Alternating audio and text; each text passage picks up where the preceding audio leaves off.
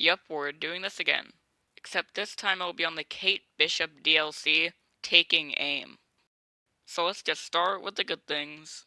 First off, I fucking loved, and I mean it, loved playing as Kate Bishop.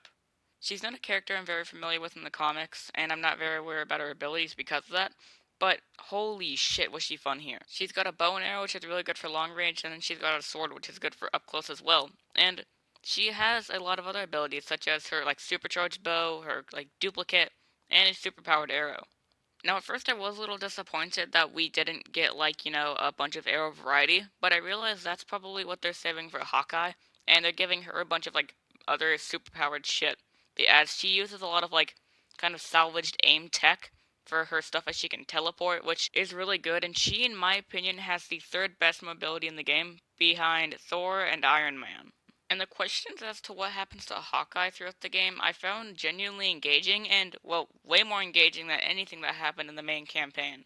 And on to that, I actually really liked the reveal of Hawkeye and how he agreed to be working with AIM, and I thought it was a little obvious as they did unfortunately spoil this in the trailer, but I thought it worked nonetheless. This Taking Aim DLC also gave us a lot of good hints with the Hawkeye DLC that is apparently coming out somewhere in 2021 in January, I think, which I will say I'm also very excited for.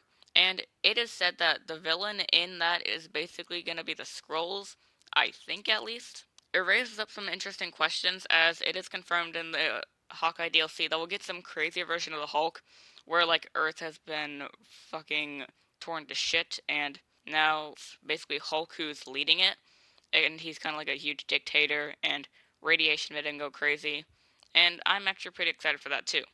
And I hope that his DLC makes him a better character, as something that this game has been relatively okay at is taking characters that are usually shafted on or not really appreciated and making them into better characters. Examples are Bruce Banner, Kamala Khan, and hopefully Hawkeye.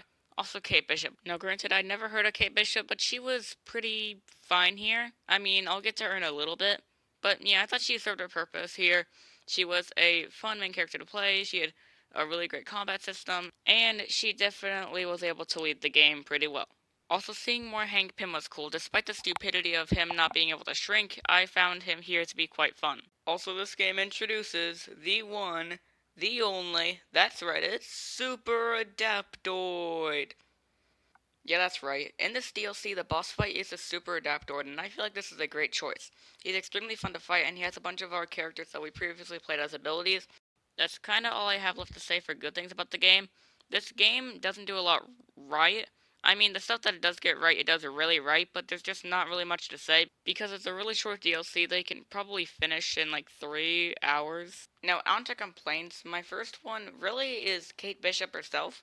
She doesn't really have a personality that pops out, and the voice doesn't really match her. Don't get me wrong, the voice acting is good, just feels a little off for the character, as she doesn't have the same spark that Kamala Khan did. Also, her writing, in my opinion, just isn't as good. Don't get me wrong, it wasn't bad per se, just not great. Also, this game's technical performance isn't that great. And yeah, that's all I have left to say about this DLC. I found it really fun, and it introduced a brand new character who has, in my opinion, the best moveset out of all of the Avengers, and she is the character I've had the most fun playing as. It also introduced a really fun new boss, and potential for future storylines. Now, this game hasn't fixed its technical performance, and the new character is kinda not interesting in terms of writing, but those can definitely be fixed in the future. Overall, I'll give the Taking Aim DLC a 8 out of 10.